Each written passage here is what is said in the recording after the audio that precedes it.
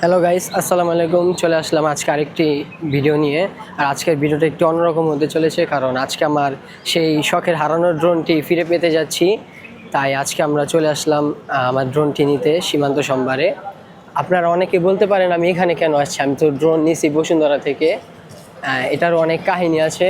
আপনারা এটা যদি দেখতে চান বা বুঝতে চান, সম্পূর্ণ ভিডিওটি আপনাদের দেখতে হবে। ড্রোন প্লেস,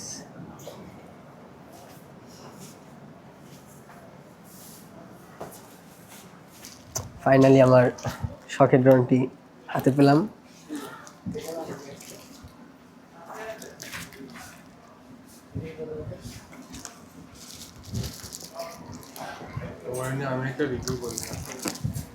আসসালামু আলাইকুম, ফাইন বলছি ড্রোন প্লেস থেকে।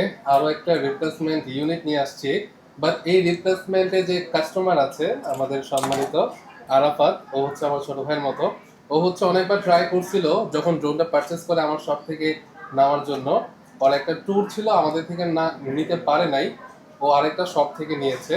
বাট উনি হচ্ছে ওই শপ থেকে নেওয়ার পর, আচ্ছা আমি না বললে একটু আরাফাত তুমি বলো হ্যাঁ, কি হয়েছে না হয়েছে। মানে দোকানের নাম বলা দরকার নেই। আমি দোকানের নাম বলবো না, আমি মার্কেটের নাম অবশ্যই বলবো। কারণ আপনারা এখান থেকে, আমি যেহেতু কথার মতো কথা দিয়ে কথা তারা রাখেনি, আমি তো অবশ্যই তাদেরকে বলবো।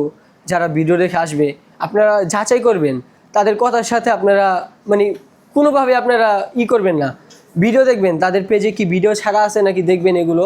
তারা বলছে কোনো এরকম কোনো কিছু হইলে তারা কোনো শিপমেন্ট চার্জ এগুলো নিবে না। বাট আচ্ছা, হারানোর পর, তুমি একটা প্রথম থেকে বলো যে ড্রোনটা কিভাবে হারাইছে, কিভাবে কি হ্যাঁ, হয়েছে বিষয়টা। আমি হাওরে ঘুরতে গেছিলাম। ওইখানে উড়ানের পর আমার ড্রোন রিমোট থেকে পুরো ডিসকানেক্ট হয়ে পানিতে পড়ে যায়। তারপর আমি আর উদ্ধার করতে পারিনি।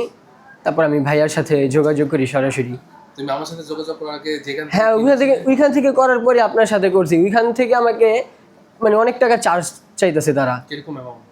আমার থেকে 7,000 টাকা বলছে তারা চার্জ।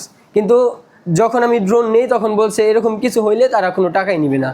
তারপর আমি বললাম ভাই আপনাদের সাথে তো এরকম কোনো কথা হয়নি। তারপর আমার সাথে আর কিছু বলে না। আমি কই কি থাক, আপনাদের থেকে আর নিবো না, আমি অন্য জায়গায় দেখতেছি। তারপরে আমি ভাইয়ার সাথে যোগাযোগ করি। আরাফাতে হচ্ছে আমার সাথে কানেক্ট হয়। আরাফাত হচ্ছে আরাফাতের বাসা আর আমাদের বাসা একই এলাকাতে। তো ও অনেক ট্রাই করছিল আমাদের থেকে নেওয়ার জন্য, পরে স্টক না থাকার কারণে নিতে পারেনি। তো যাই হোক, এই বিষয়টা একটু বলি যে কিভাবে কি হয়েছে। ড্রোনটা বেসিক্যালি হাওয়ারে হারিয়ে গিয়েছে ইন্টারনাল একটা প্রবলেমের কারণে। এবং এই ড্রোনটার সাথে একটা ব্যাটারি ছিল এবং একটা মেমোরি ছিল। তো কোম্পানি কিন্তু আপনার ড্রোন এক্সচেঞ্জ করার পাশাপাশি আপনার ব্যাটারিটাও দিয়ে দিয়েছে এবং একটা মেমোরিও কিন্তু দিয়ে দিয়েছে। মানে ডিজে চেষ্টা করেছে ওই ড্রোনের